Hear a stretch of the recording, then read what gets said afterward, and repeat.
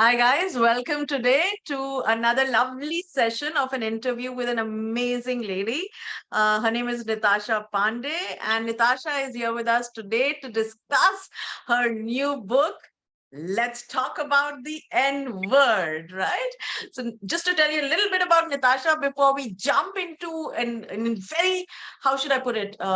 Very interesting conversation with her. Nitasha here is an MPhil and a PhD in psychology, right? And she has over a decade rich of experience working with corporates, working with individuals as well. To help them get to a better place when it comes to your mental health across many spheres. And I think this is in the earlier days they used to say medicine is a noble profession, but I think in today's day and age, people who help us with anything between the two ears over here are the ones who are doing a noble job to society, because oh my god, do we need them? Yeah. So on that note, welcome Nitasha to the conversation here today. How are you doing? Thank you so much for having me, Geetika. Hi. And thank you for such a great introduction and saying all these nice things about our profession. Absolutely. No, I truly meant every word of it.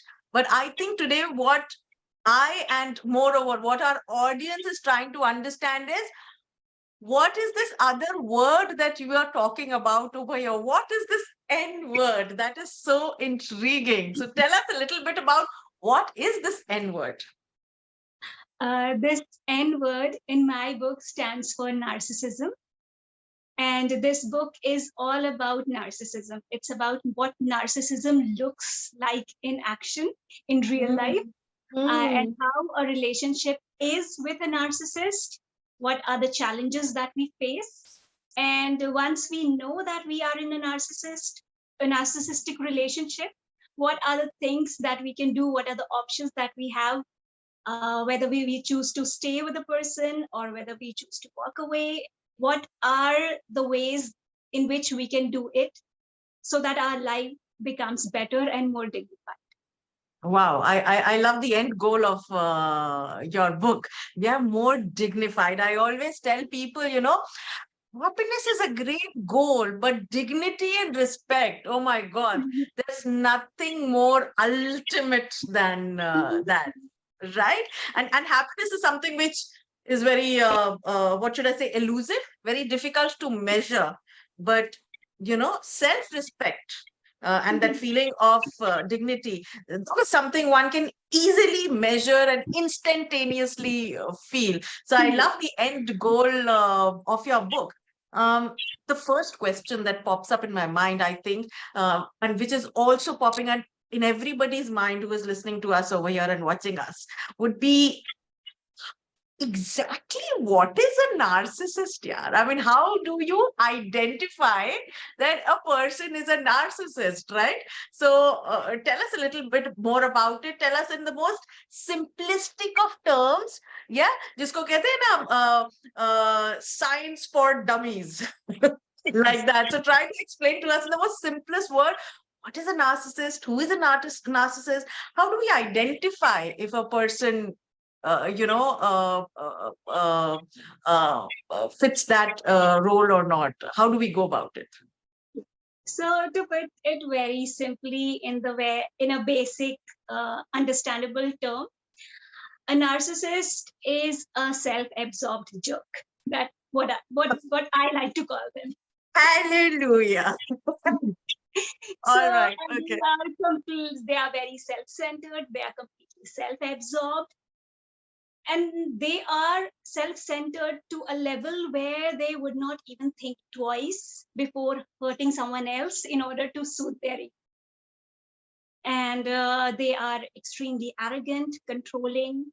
They can be very critical, but they themselves are very sensitive to criticism. Oh, that's interesting.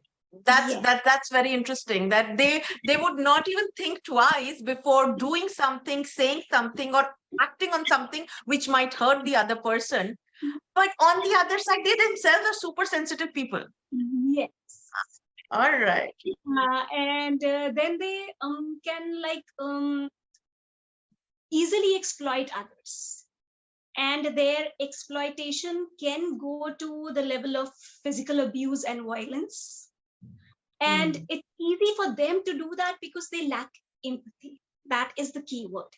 They are unable. It's not like they're pretending not to feel your pain or your sadness or your Yeah. issue.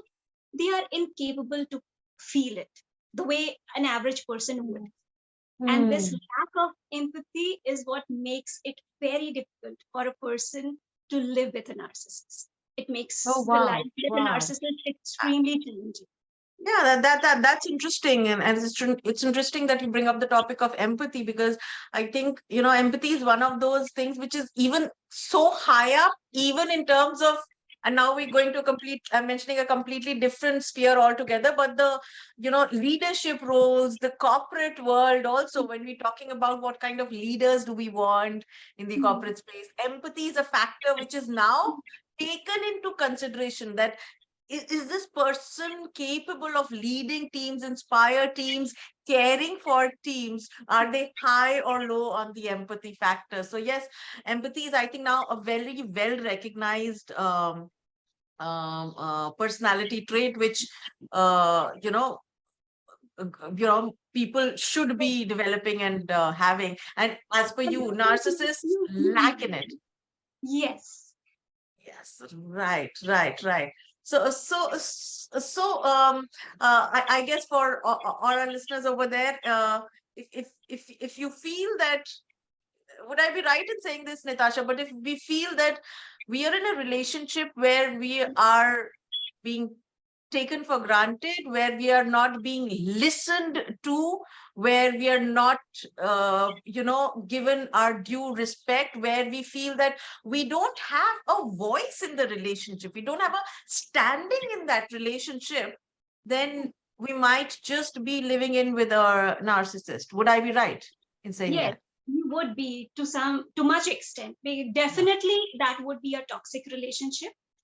right. And if we all add all these other elements of narcissism, like there would be a lot of manipulation, along with, obviously, these are the major red flags, that Yes. you will feel unheard.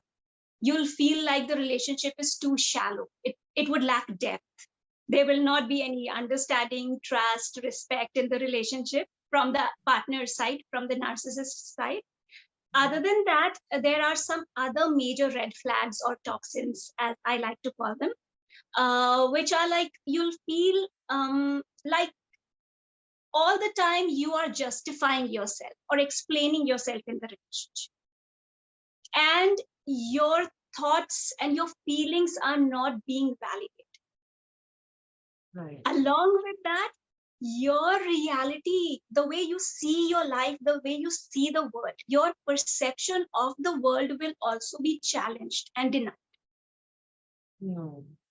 Yeah. Right. So, yeah. Mm. And along with that, obviously, there may or may not be physical abuse involved. Yeah. Is it that sometimes I think a lot of us are in relationships at some point or time the other in life where it's pure mental abuse, Yes. for lack of a better word, but it is so intense that that Yes. itself can ruin your complete peace of mind, can shatter your self confidence, your self belief, and it's almost like you are viewing your own life but through somebody else's tinted glasses. Yes. Yes. Yeah. You won't feel like you're living your life. Yeah, Mm, exactly. You'll feel like somebody right. else is living it for you, or in you're in the living it. driver's seat, yeah, in the driver's seat, and you're just, yeah. So if anyone listening to us feels like that could be them, or that they have ever been in such kind of situations with in certain relationships, then yeah, that could very well have been the reason. And Yeah. another thing to look for would be that it has to be constant. Like if such kind of things were there for a specific period of time, for a month, for a week, for some difficult period in the relationship, then you might even overlook it for a while. But Yeah. if it has been off and on, been there constantly, If it's like a pattern, if it's like a pattern and you feel like you're stuck in that hamster wheel and oh my god, मेरी तो यही जिंदगी रह गई है, यही चलता जा रहा है types. Yeah, even when things are going good, you are always at the back of your head, it's going on. When will that other phase come? When will the other shoe drop? If Yeah, that and I think especially with women, if I may say so, this happens very often, you know, that on the front side, on the face of it, everything yes. is fine. We've ticked all of the boxes, you know, ये भी हो गया, family भी हो गया, ये भी हो गया, नौकरी भी कर रहे हैं, सब कुछ कर रहे हैं, and everything is very nice on the front, but on the back side, you're still questioning yourself and you're just not at peace with yourself, and it's very difficult to explain to people what is not right in my life. Yes, yeah. Yeah, absolutely. So that brings me to a very valid question. I think probably people listening to us right now would have already started to have this feeling, oh my god, this kind of sounds familiar. Yeah, but but tell me something. So, what does one do then, Natasha, in such a situation if you are, in one? Because I think this is like one of those situations in life where a lot of times, be it men or women, you feel that you're in quicksand, दलदल दलदल में फंस गए. अब कैसे बाहर निकले या कैसे इस दलदल को बदले? How to change your life, or what is it that one needs to do then? Tell us. The first step I would say would be acceptance. Because what happens with most of us is that even though we know somewhere, some part of us knows what exactly is going on in the life, we somewhere deny it, overlook it, and we deny it with an intention that maybe sooner or later things will get better. Or maybe if I won't recognize it, I might be able to somehow make my way Make it out. go away. Just make Yes, it go away. but that doesn't happen. Yeah, because it's not like that mosquito. I've been battling with mosquitoes for the last 1 week. पहले मैंने सोचा if I just ignore it, वो चला जाएगा. नहीं जानते. It's not a mosquito, it's your partner we are talking about. So sorry, all dear partners out there. We are not calling you mosquitoes, but yes. No, I'm saying is a mosquito will go away, might go away if you ignore them. A partner won't. So you have to accept the situation. Yeah, so you right. have to accept that this is what it is. I am in a relationship with a person who most likely is a narcissist or who definitely is a narcissist. And this is who he's going to be or she's going to be for the rest of their life. There is nothing I can do to change this person entirely. Well, that's very interesting, because I think the first thing that we all go to is how to change the person. Yeah. You are like this, let me try and change you. You are like that, let me tweak you so that you become what I want. Right? So I think we often focus on changing the other person in the relationship to suit our image or our dream of what we wanted, right? And you're saying, no, don't focus on that. So that's interesting. That's a good one. Accept it and don't focus on trying to change the other person. All right. Because most definitely would not change. The person would not change, even for the sake, which also happens rarely, but even for the sake of saving the marriage or making you believe that they are trying, they might change themselves for a while, but that nature would come back. If there is any stressor or if things are not going their way, it'll just come back and they'll be the same person. I'm loving this conversation, because this is like telling us that, you have to face up to reality. You have to bite that pill, even if you know कि ये कड़वा है. Such kadwa hota hai, but you have to accept it first of all, that it's extremely difficult to change other people. So then, is there something that we can do ourselves, something which is fully in our control to help our situation, Nitasha? That So if we the can't only change the thing, other person, I'm saying, what is it that is there in our control that we can do about the situation? that the only thing that we can work with is with ourselves. We Right. can only work with ourselves. We can only bring changes in the way we are looking at the relationship and we are behaving in that relationship, and the way in which we are dealing with the relationship.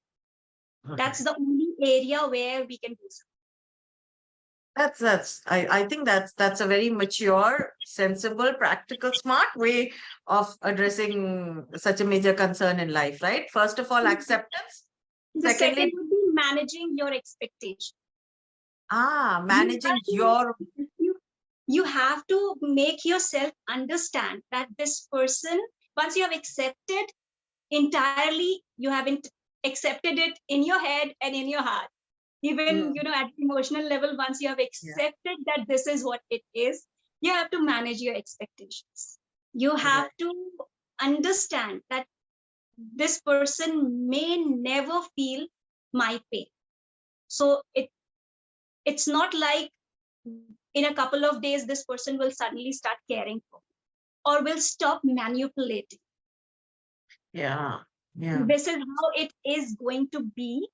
And then we come to the tools and the ways in which you can manage that situation. Then you have to take a call. Then you have to decide what you want to do with this situation. Whether you want to stay in that relationship, whether you want to walk out, whatever you decide, then there are different ways in which you can deal with either of the two situations. But whatever you decide for yourself, that is your life, your choice. There is no judgment over there. But whatever you decide, there are some better ways to deal with that decision, to execute that decision properly. And those are the things that I have discussed in my book. So I would say that if you have understood and accepted that you are in a relationship with a narcissist, then please go read my book. Excellent, excellent. I think that's the best explanation I've heard till date on a book discussion. Yeah, absolutely. So if any of the viewers or listeners, are feeling at any point that this is me, or this could be me, or I know this happens. Maybe to somebody else, then one needs to know what then. And that what then is what the book is about how to deal with it, how to make the best of it. And I think most important, how to kind of choose your path. And whichever path you choose is workable, but then one needs to take a intelligent, weighted decision. I think in life, that's our biggest problem. We hardly take any decisions. We just go with the flow of life. जहां life ऐसे ले जा रही तो चलो ऐसे चले जाते हैं, ऐसे ले जा रही तो ऐसे चले जाते हैं, and we just deal with whatever life is throwing on us. But here we choose which path. Neither of the path is going to be easy, because there's going to be a journey of self-discovery, self-development, your own personal growth, right? But you at least choose your life path yourself. So you then become, in control of your life decisions. Yes, because the biggest setback of being in a narcissistic relationship is that you never feel like you are in the driving seat. Right. That understanding that this is my life and I get to choose is extremely empowering.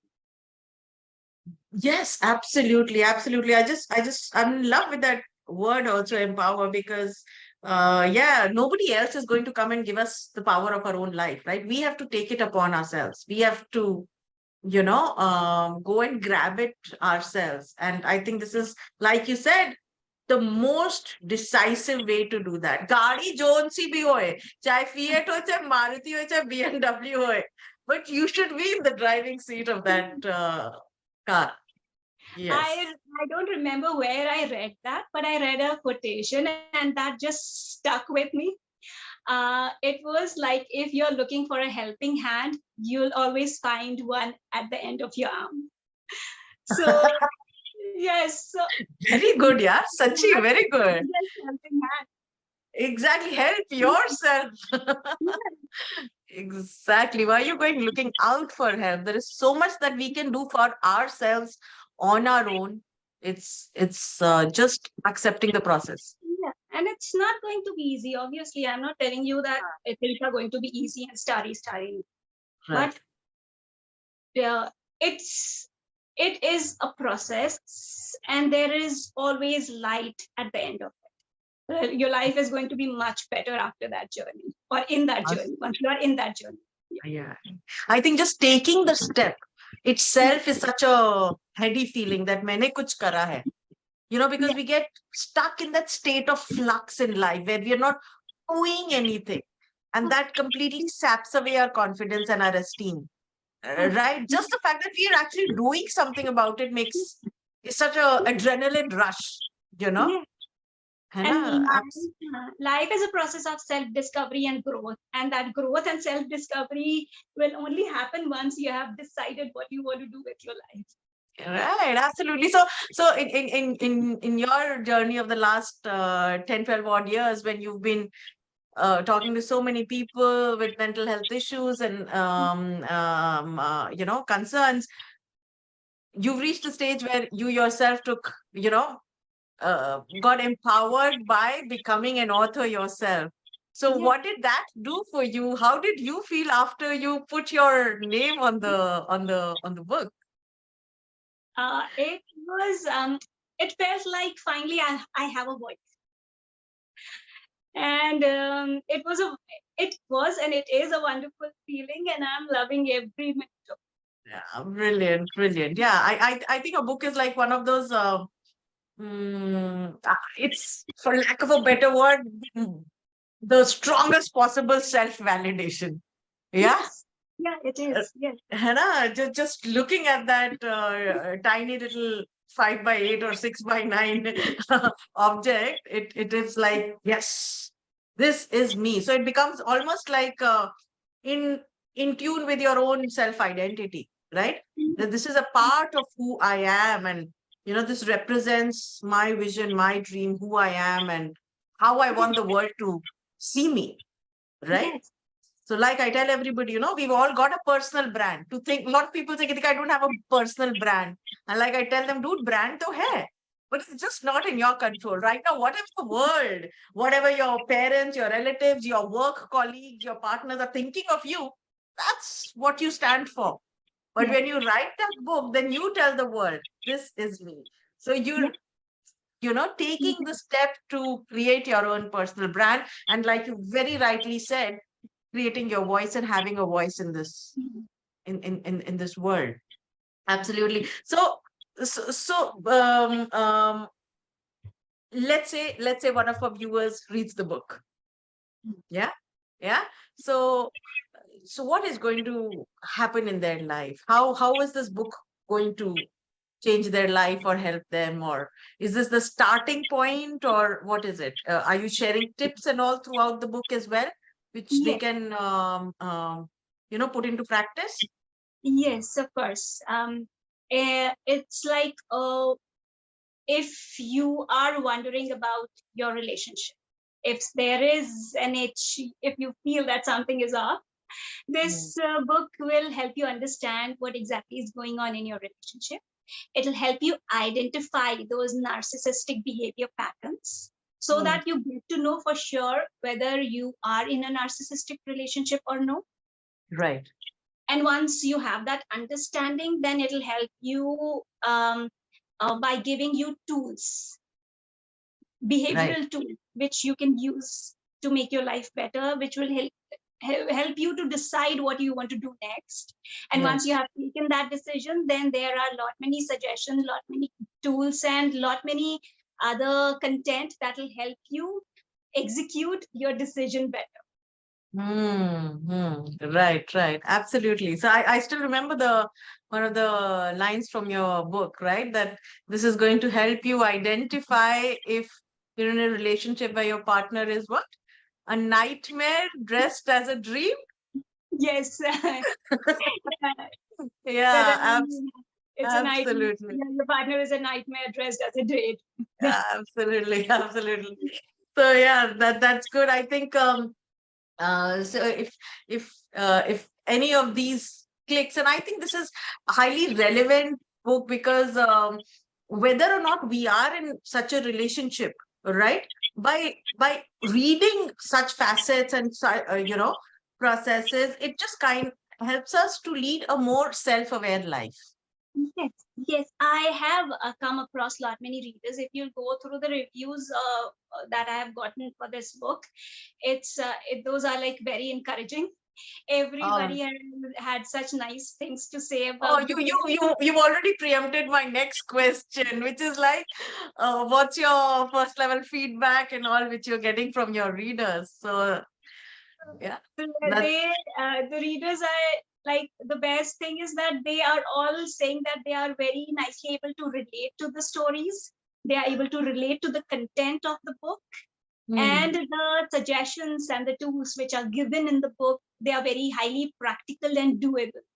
And it is actually helping them change their life and make their life better. excellent, excellent. So that means you've used some powerful stories as examples also in your book. So how did you go about choosing the stories, which ones to put? Was there a scientific process in the choosing, or how did you kind of do that? As I have mentioned in the book itself, that these are real life accounts. So I just had to, I didn't use any process to select a story for any chapter or to select which story to put in the book. I had all these experiences there stored in my head, stored in my record, and I just had to sit with the content of the book. I used to sit with the content of every chapter, and I used to just ponder on that. And that story, the most apt, the most fitting story used to just come, whichever was Beautiful. going with the theme of the chapter. With the theme of that chapter. Lovely, lovely. So I think in addition to everyone who would be finding the topic itself very interesting and relevant in today's days and times, basically anybody in any kind of a relationship, right? There would also be people right now listening to us who might be interested in writing a book themselves, right? So any tip on book writing, which you can share from your journey? First of all, I'll say that if you want to write a book, just go ahead, write it. Don't think too much about it, because you are the one who is in your way. So just get out of your way, write a book if you really feel like it in your heart, because if you have this feeling that you can write a book, then most definitely you can write it. So don't Oh, question I yourself. I just love it. I'm going to use this pitch next time in one of my sessions. You are in your way. Get out of your way. Because this is true. Absolutely. Yeah. And then I would say that write from your heart.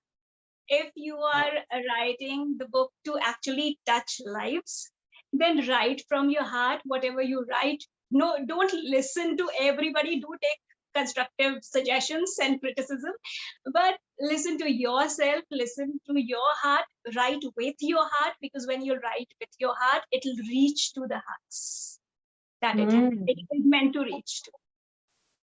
Lovely, lovely. So don't overthink. You can do it, and write straight from the heart. Absolutely. Yeah. Yeah. Lovely, lovely. So any last parting words, Nitasha, which you would like to share with your readers, or tell them a little bit about what next in your life journey, professional journey, what you're planning to do, where you are going, what you would like to do for them? Uh, so um, uh, for many years in my life, I was just looking for the purpose of my life, the meaning in my life. And finally, it took me a while, but then I realized that life is, and as I mentioned, I was always the one in my, but then there was a moment where I realized that life is too short to not follow your passion and not do things that you really want to do. And that was the reason why I wrote this book. And thereafter, I'm just continuing with the same journey of following my passion. So I just want to spread awareness. I want people to understand about life, and I want to help them in making their life better. And as I always say that dignity is important, and I want to help them live a more dignified life. So this book was the first major step in that direction. Then I am a clinical psychologist, and I get to be and work with people in making their life better, in helping. I get to help them in making for themselves a more dignified life, which I consider a blessing. And along with that, with the same intention and in the same spirit, I have also recently launched my podcast, which is The Better Truth, The in which we better talk, truth. yes, in which we talk about the better truths of life, because to me, truth can be different from different angles and with changing perspective. And the truth that makes your life better and makes you better at life is the better truth.